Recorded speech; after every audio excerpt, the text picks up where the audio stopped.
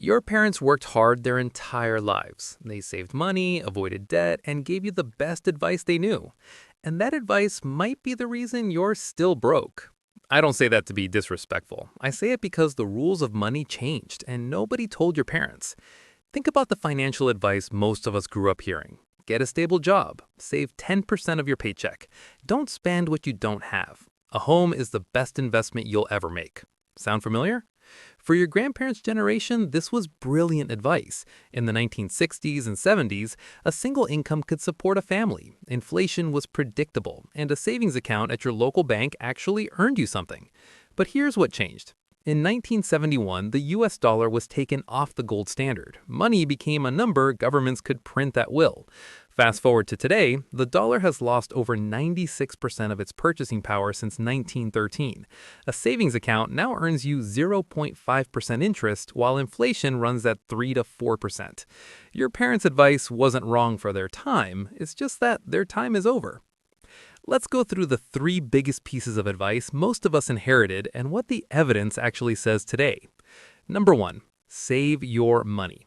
Saving is not a wealth strategy, it's a survival strategy. If you put $10,000 in a savings account today and leave it for 10 years at 0.5% interest, you'll have about $10,511. Sounds fine until you realize that same $10,000 worth of groceries, rent, or gas will cost you around $13,500 in 10 years at current inflation rates. You didn't save money, you slowly lost it. What the wealthy do instead is deploy money. They put it into assets that outpace inflation. Index funds, real estate, businesses.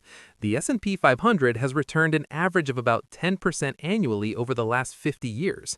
That same $10,000 becomes $25,937 in 10 years. Saving is the floor. Investing is the ceiling. Number two, avoid all debt. This one is tricky because bad debt will absolutely destroy you. Credit card debt at 24% interest? Avoid it like it's trying to rob you. But here's what your parents probably didn't distinguish. There's a massive difference between bad debt and leverage. The wealthiest people in America use debt as a tool. They borrow at 6% to buy assets returning 12%. They finance businesses, real estate, and investments with other people's money while keeping their own capital working elsewhere. The lesson isn't avoid debt. It's understand which debt makes you poorer and which debt makes you richer. Number three, buy a house as soon as you can. Now, homeownership is not bad, but the idea that your home is your best investment, that's a myth that needs to die.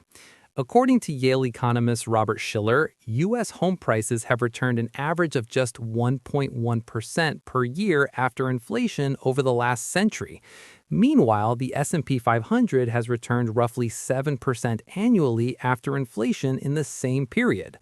Your home is a place to live. It may appreciate, but it's also costing you property taxes, maintenance, insurance, and opportunity costs on your down payment. The wealthy don't put all their wealth into their house. They invest first and buy a home on their terms, not because society told them they had to by age 30. Here's what I want to be clear about. Your parents gave you the best advice they had. They weren't wrong. The world just moved on without updating the playbook. The real problem is that financial literacy is almost never taught in school. Nobody sits a 20-year-old down and explains inflation, leverage, index funds, or the difference between an asset and a liability.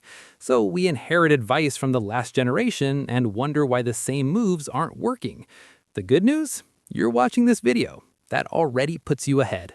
3 things you can do this week. 1.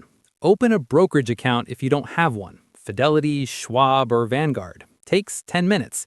2. Look at where your money is sitting right now. If it's in a savings account earning less than 1%, that's money slowly dying. 3. Learn the difference between good debt and bad debt before you borrow anything. The goal isn't to blame your parents. It's to write a better playbook for yourself. If this was useful, subscribe. I cover stuff like this every week. And drop a comment. What's the worst financial advice you were ever given? I read every single one.